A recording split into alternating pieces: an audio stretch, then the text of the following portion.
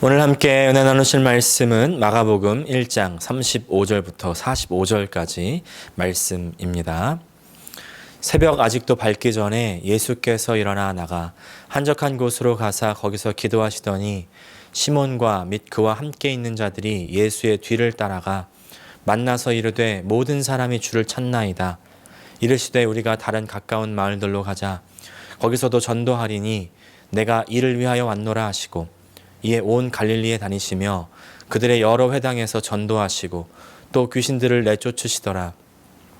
한 나병 환자가 예수께 와서 꿇어 엎드려 간구하여 이르되 원하시면 저를 깨끗하게 하실 수 있나이다. 예수께서 불쌍히 여기사 손을 내밀어 그에게 대시며 이르시되 내가 원하노니 깨끗함을 받으라 하시니 곧 나병이 그 사람에게서 떠나가고 깨끗하여진지라.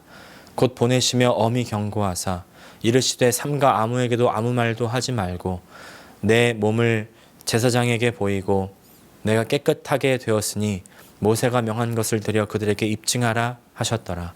그러나 그 사람이 나가서 이 일을 많이 전파하여 널리 퍼지게 하니 그러므로 예수께서 다시는 드러나게 동네에 들어가지 못하시고 오직 바깥 한적한 곳에 계셨으나 사방에서 사람들이 그에게로 나아오더라.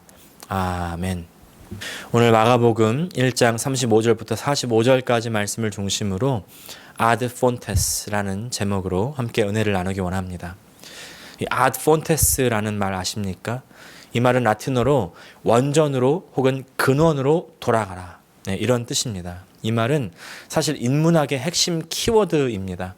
이제 르네상스 시대에 인문주의자들은 순수 고대 그리스 사상을 아주 중요하게 생각했습니다. 근데 그 사상들이 시간이 지나면서 변질되었다고 생각했기에 이제 과거의 원전으로 돌아가야 된다는 생각이 강했습니다.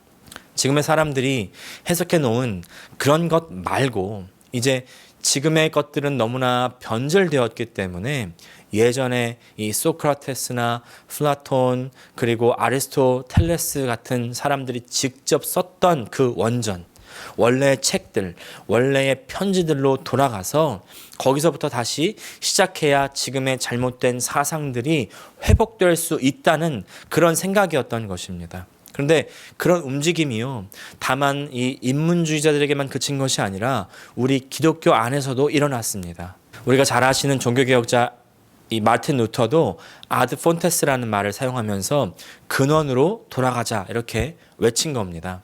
당시 교회, 이제 그때 교회는 가톨릭 교회죠. 그때 교회 안에 부패한 상황들, 예를 들어서 가장 유명한 것이 이제 면죄부인데 돈을 주고 공덕을 쌓아서 이 죄의 결과인 심판을 피할 수 있다는 것이죠. 그래서 점점 신부들, 사제들에게 돈이 쌓여가는 일들, 또 성경을 읽고 해석하는 일들을 이제 사제들에게만 맡기다 보니까 사제들이 그런 권위를 가지고 당시의 농노들, 그러니까 이 백성들에게 횡포를 부리고 또 권력을 휘두르는 그런 일들, 그래서 이렇게 교회가 부패해가는 그런 일들을 보면서 이제 그래서는 안 된다고 느끼는 겁니다. 그래서 아드 폰테스, 근원으로 돌아가자고 외치는 것입니다. 이때 근원은 무엇입니까? 그것은 바로 우리의 믿음의 근원인 성경을 이야기하는 것이죠. 성경으로 돌아가자는 것입니다. 그렇게 종교의 개혁을 이루어내는 것이죠. 그런데 사실 종교의 개혁은 그때 완결된 것이 아닙니다.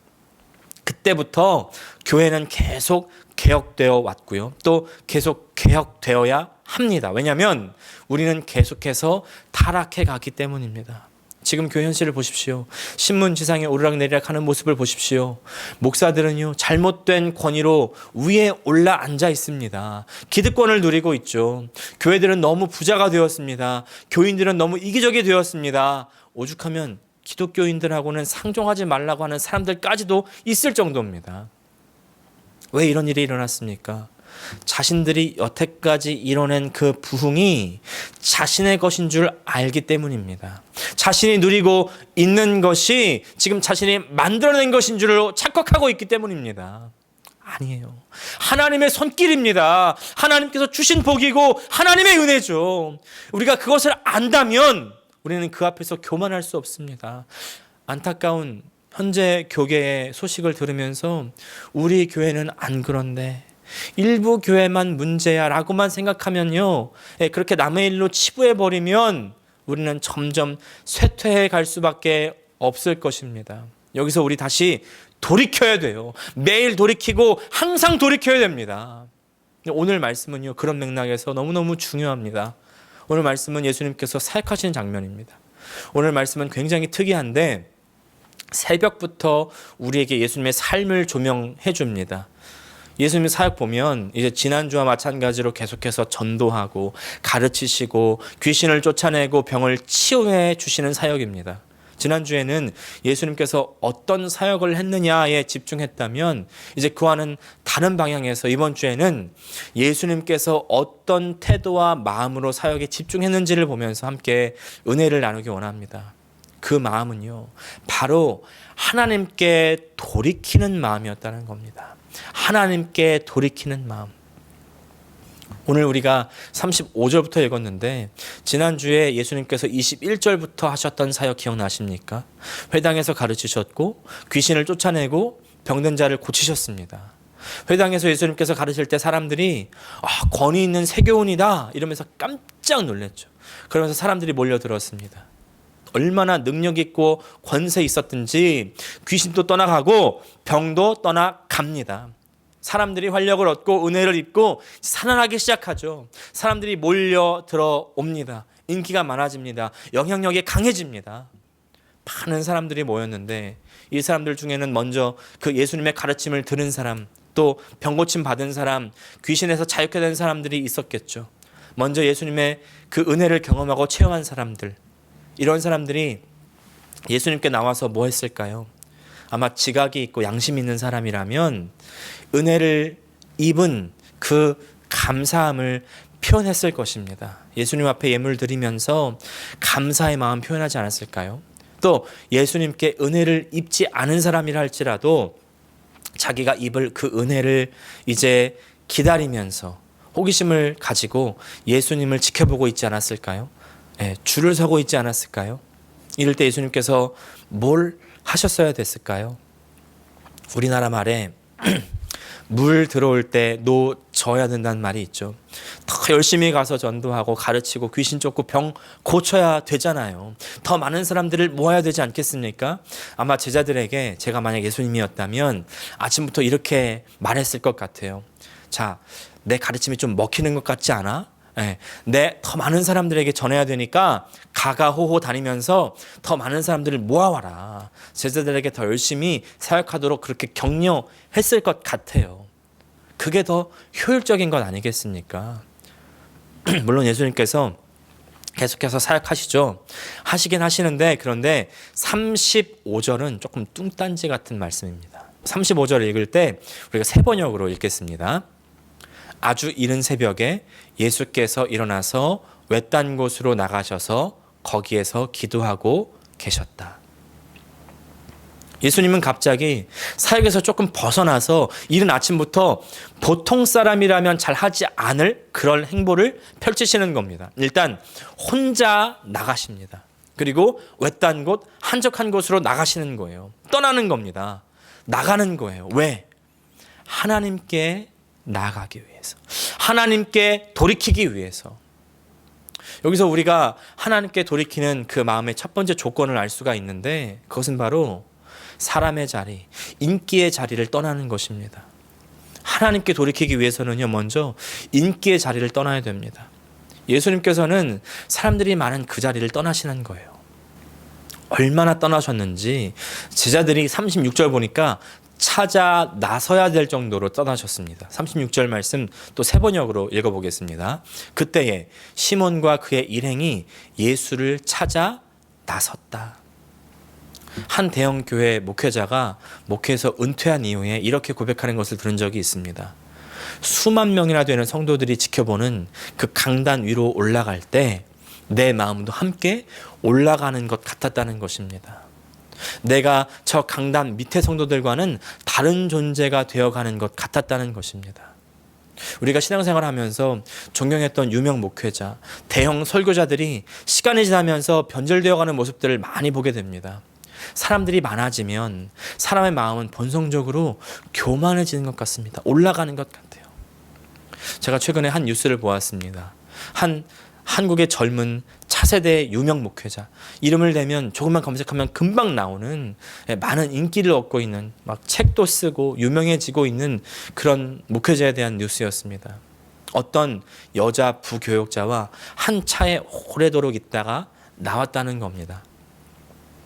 그 장면을 어떤 성도가 목격하고 그 사실을 교회에 알린 겁니다. 그 목회자는 여성 부교역자와는 부적절한 관계는 없었다. 다만 함께 기도하면서 상담하고 위로를 얻었던 것뿐이다. 이렇게 해명을 했는데, 그래서 책임을 통감하고 사임한다. 이렇게 발표까지 했습니다. 저는 왜 목회자가 사람에게 위로를 얻으려고 했을까? 안타깝다. 그러고는 이제 그 사실을 덮고 잊고 있었습니다. 그런데 몇 달 뒤에 다른 뉴스가 들려옵니다. 그 목회자가 사임 결정을 철회한다는 것입니다. 다시 사역을 시작한다는 뉴스였습니다. 저는 이게 도대체 어떻게 된 일인가, 그리고 자세히 좀 봤더니 그 교회 교인들이 담임 목회자가 사임해야 되는지 말아야 되는지를 전체 투표를 했다는 것입니다. 그 결과 75%가 사임 반대로 나와서, 그래서 담임 목회자는 다시 그 성도의 결정에 따라서 사역을 재개하기로 했다는 것입니다. 기가 막혔습니다. 이 목회자가 개척해서 강력한 설교와 강의로 몇 년 안에 수천 명의 그런 교회로 만들었던 경력을 인정해서 그의 사임도 무효로 돌려버리는 이 성도들의 결정이요, 저에게는 아주 큰 충격이었습니다. 이미 사람들, 세상 사람들이 아니라 교회 안의 사람들, 믿음이 있다고 하는 그런 사람들까지도 세상의 효율성에 잠식되어 있는 겁니다.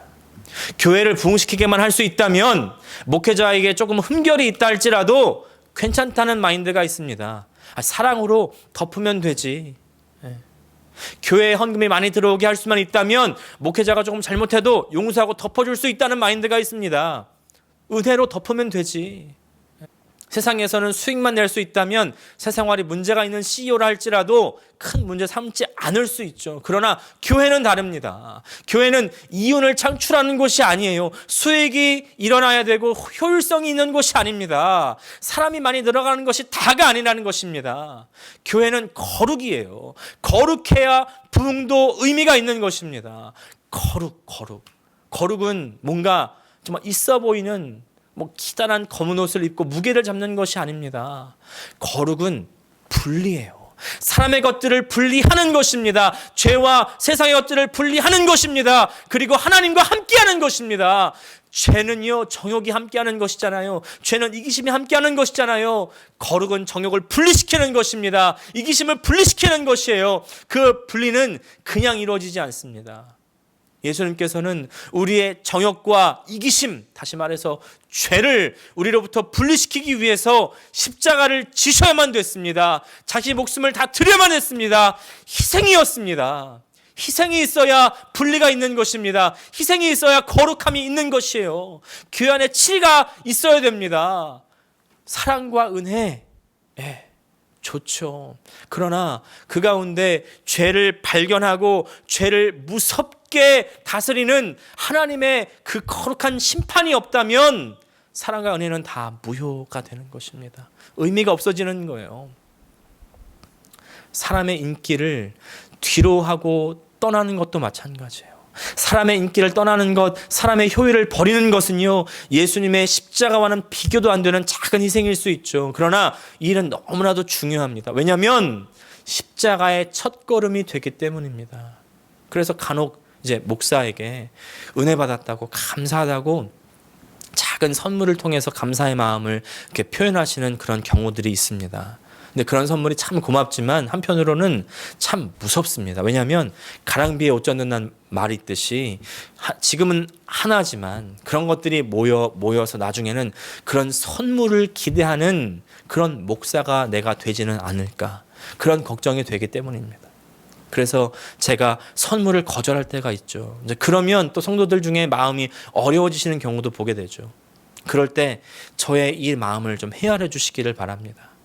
저를 비롯해서 함께 예배드리는 우리 모두가 사람의 기대, 사람의 인기, 사람의 것을 떠날 수 있기를, 잘라버릴 수 있기를 그래서 우리 하나님께서 원하시는 그는 거룩에 이르실 수 있기를 간절히 축복합니다. 이제 그렇게 사람의 기대를 떠나고 사람의 호의도 떠나서 사람의 인기를 떠나면 그 다음이 가능해집니다. 바로 이것을 위해서 사실 떠나야 되는데 그것은 바로 기도입니다. 하나님께 돌이키기 위해서 가장 중요한 키워드는 바로 기도입니다. 35절 다시 한번 읽겠습니다. 새벽 아직 밝기 전에 예수께서 일어나 나가 한적한 곳으로 가사 거기서 기도하시더니, 예수님께서 사람들로부터 떨어져서 한적한 곳으로 가신 이유 바로 기도하기 위해서였습니다. 아무리 사람들을 떠나도 기도하지 않으면 하나님께 돌이킬 수 없습니다. 우리는 기도에 대해서 여러 가지 정의를 듣습니다. 기도는 호흡이다, 기도는 능력이다, 기도는 예배다 등등 여러 가지가 있는데 가장 정확한 것은요, 기도는 대화라는 것입니다. 기도는 하나님과의 대화입니다. 하나님과의 대화라고 해서 사람과의 대화와 크게 다른 점은 없습니다. 왜냐하면 하나님과의 대화도 인격과의 대화이기 때문입니다. 인격과 인격과의 대화에서 가장 중요한 점은요, 대화할 때 서로의 인격에 집중해야 된다는 점입니다. 제가 가장 친한 친구 목사님이 계신데 그분과 통화를 일주일에 한 번 이상씩 합니다. 그런데 이제 자주 통화하다 보면 어떤 일이 생기냐면, 제가 무슨 말을 하면 상대방 쪽에서 반응을 해야 되는데 반응이 조금 느릴 때가 있습니다. 아마 경험들 있으실 거예요. 부부끼리 대화할 때도 그런 일 많이 있으실 겁니다. 제가 말을 막 했는데 상대방 쪽에서 조금 반응이 늦습니다. 응 하고 딱 하면 제가 느낌이 옵니다. 이 사람 지금 뭐 딴짓하는구나, 나랑 대화에 집중하지 않는구나. 해서 지금 뭐 다른 거 하고 계세요? 그러면 10중 8구는요, 잠깐 신문 좀 보고 있었어, 잠깐 뭐 좀 찾아보고 있었어, 이런 대답이 오는 거죠. 이게 처음 한두 번은 괜찮은데 계속 쌓이다 보면 기분이 나쁘죠. 이런 일이 부부간에 많이 일어납니다. 부부간에 대화할 때 꼭 상대방에 집중해 주시기를 바라요. 근데 이런 일이 사람과의 관계에서만 일어나는 것이 아니라 우리의 기도 가운데서도 발생한다는 것입니다. 기도가 하나님과의 대화라고 했으니까 하나님께요, 나의 일을 말씀드리죠. 나의 생각을 말씀드리죠. 근데 그때 정말 마음을 다해서 하는 기도가 있을 때도 있지만, 반대로 입으로는 뭔가 중얼중얼 거리는데 머리 한쪽에서는 이따가 점심에 뭐 먹지? 오늘 할 게 뭐가 있지? 우리 애기가 학교에서 잘하고 있나? 순간순간 올라오는 이런 생각들이 있죠. 이런 생각들을 바로 잘라내지 않으면요, 생각들만 한참 하다가 기도의 시간을 다 보내버리는 그런 때가 있습니다. 이게 기도일까요? 기도가 아닐까요? 시간 때우기죠. 이놓고 기도 하루에 1시간, 2시간, 3시간 했다고 하면서 기도 많이 한다고 하는 그런 거룩한 척하는 사람들이 있습니다. 아니, 다른 사람들이 문제가 아니에요. 제가 그렇죠. 내가 그렇습니다. 또 기도할 때 우리는요, 우리 할 말만 막 하다가 내가 할 말 딱 끝나면 바로 기도 자리에서 일어나 버릴 때도 있습니다. 이 또한 기도의 자세는 아니죠. 기도는요, 또한 듣는 겁니다. 기도는 하나님과의 대화이기 때문에 내가 하나님과 하는 그 말씀 가운데도 집중해야 되지만, 또 하나님께서 나에게 말씀하시는 그 말씀하심에 집중해야 됩니다. 하나님의 마음을 만나야 됩니다. 하나님의 은혜를 깨닫고 하나님의 사랑으로 돌아가야 되는 것입니다. 하나님께 돌아가는 것입니다. 예수님의 기도를 보십시오. 예수님 자신도요, 하나님이시기에 능력이 있으시죠. 그러나 항상 아버지 하나님께 물으셨고 아버지의 뜻을 찾았고 아버지께 돌아가는 것입니다. 자기 자신이 나타나지 않기를 원했고요, 아버지 하나님이 나타나시기를 구했습니다. 그것을 알 수 있는 기도 중에 대표로 나사로를 살릴 때 하신 그 기도가 있습니다. 요한복음 11장 41절 42절 말씀, 돌을 옮겨 놓으니 예수께서 눈을 들어 우러러 보시고 이르시되 아버지여 내 말을 들으신 것을 감사하나이다. 항상 내 말을 들으시는 줄을 내가 알았나이다. 그러나 이 말씀 하옵는 것은 둘러선 무리를 위함이니 곧 아버지께서 나를 보내신 것을 그들로 믿게 하려 함이니이다. 항상 하나님과의 관계를 가지고 아버지께 구하는 것을 다른 사람들이 알기를 원하시죠. 또 예수님의 모든 것은요, 아버지를 향했다는 거예요. 요한복음 6장 38절 말씀. 내가 하늘에서 내려온 것은 내 뜻을 행하려 함이 아니요 나를 보내신 이의 뜻을 행하려 함이니라. 예수님도 하나님이시지만 철저히 기도함으로써 하나님의 마음으로 돌이키셨던 것입니다. 기도가 아니고서는 하나님께 돌이킬 수가 없어요. 지금 우리에게 이런 기도가 필요합니다. 하나님께 돌아가는 기도, 하나님을 인정하는 기도, 하나님을 듣는 기도. 그 기도는요, 내가 원하는 것을 하나님께 관철하는 기도가 아닙니다. 우리의 마음이 변화되는 기도입니다. 하나님께 설득되는 기도입니다. 하나님께 무릎 꿇고 순종하는 기도입니다. 십자가로 나아가는 기도입니다. 그러나 그 기도 끝에는 하나님의 역사심이 있는 거예요. 39절 말씀, 오늘 본문 39절 말씀. 이에 온 갈릴리에 다니시며 그들의 여러 회당에서 전도하시고 또 귀신들을 내쫓으시더라. 또 42절 말씀. 곧 나병이 그 사람에게서 떠나가고 깨끗하여진지라. 귀신도 쫓고 병도 고쳤습니다. 그런데 예수님은요, 사람들이 자기에게 관심을 가지는 것을 싫어하시는 거예요. 43절과 44절 말씀. 곧 보내시며 엄히 경고하사 이르시되 삼가 아무에게 아무 말도 하지 말고 가서 내 몸을 제사장에게 보이고 내가 깨끗하게 되었으니 모세가 명한 것을 드려 그들에게 입증하라 하셨더라.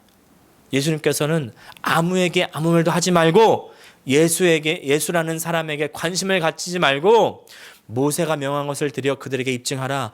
예물을 드려서 하나님께 영광을 돌려라. 하나님께 나아가라. 하나님을 바라봐라. 하나님께 돌아가라는 것입니다. 그리고 45절 말씀. 그러나 그 사람이 나가서 이 일을 많이 전파하여 널리 퍼지게 하니 그러므로 예수께서 다시는 드러나게 동네에 들어가지 못하시고 오직 바깥 한적한 곳에 계셨으나 사방에서 사람들이 그에게로 나아오더라. 하지만 은혜 받은 사람들은 그 입이 다물어지지 않습니다. 정말 은혜를 받으면 이야기할 수밖에 없는 거예요. 할 수밖에 없습니다. 하지만 예수님의 태도를 보십시오. 오히려 더 숨어 다니시고 바깥 한적한 곳에 계속 계시는 거예요. 사람을 피하고 사람을 떠나십니다. 사람의 칭찬을 좋게 여기시지 않고요, 사람의 관심을 좋아하지 않습니다. 한적한 곳으로 다니시는 거예요. 그곳에서 하나님과 소통하고 하나님께 기도하고 하나님께 돌아가는 마음, 그것이 바로 예수님의 능력 있고 권위 있는 사역의 근원이었던 것입니다. 하나님께서는 하나님의 놀라운 역사를 우리 교회를 통해서, 우리들을 통해서 정말 많이 이루셨습니다. 또 앞으로도 이루실 것입니다. 그러나 그 모든 것은요, 하나님께서 하신 것입니다. 그 하나님을 위해서 하신 것입니다. 그 사실을 잊을 때 우리는 고꾸라졌습니다. 갈라졌습니다. 실패했습니다. 우리는 다시 하나님께 돌아가야 됩니다. 하나님께 집중해야 됩니다. 사람의 관심과 사람의 인정과 그 인기를 떠나야 됩니다. 여러분, 혹시 성공하고 있습니까? 뭔가 잘 되고 있습니까? 그때가 아주 위험한 때라는 것을 기억하시기를 바랍니다. 그때가 시험의 때일 수가 있습니다. 요셉의 7년의 풍년, 7년의 흉년을 기억하십시오. 7년의 풍년 때에 너무 풍성하기 때문에 그 풍성에 취해서 7년의 흉년을 기억하지 못하고 대비하지 못하면 기다리는 것은 죽음뿐입니다. 성공의 때 넘어짐을 생각하는 것이 바로 잠언의 지혜입니다. 성경의 지혜입니다. 하나님의 지혜예요. 내가 이뤘다는 마음이 아니라 하나님께서 이루셨다는 겸손함입니다. 그럴 수 있기 위해서 반드시 기도의 시간이 있어야 됩니다. 기도로 하나님을 만나셔야 됩니다. 하나님을 들으셔야 됩니다. 하나님의 마음으로 우리의 마음이 변화되어야 됩니다. 아드 폰테스, 근원으로 돌아가라. 우리 예수님처럼 근원이신 하나님을 잊지 말고 항상 기억하고 하나님께 돌아가시는 저 여러분 되시기를 축복합니다. 기도하겠습니다. 하나님, 우리 아버지, 하나님께서 우리에게 주신 은혜가 너무나 풍성하고 너무나 놀랍지만, 그러나 그 은혜와 축복에 취해서 하나님을 잊는 때가 너무도 많이 있습니다. 주님, 오늘 예수님의 사역을 통하여 예수님의 그 마음을 바라봅니다. 그 해놓은 사역에 집중하지 않고 그 열매에 취하지 않고 그 열매를 주시는 하나님께 돌아가시는 예수님의 마음, 한적한 곳을 떠나서 하나님께 기도하시는 그 예수님의 모습 오늘 우리가 닮게 하여 주시옵소서. 사람의 것, 사람의 인정, 사람의 인기 다 떠나게 하여 주시고 하나님께 돌아가는 우리의 기도가 있게 하여 주시옵소서. 그래서 오직 하나님께서 사역하시고 하나님께서 주시며 하나님께 감사하는, 하나님께만 영광 올려드리는 우리의 삶이 될 수 있도록 도와주시옵소서. 예수님의 이름으로 기도합니다. 아멘.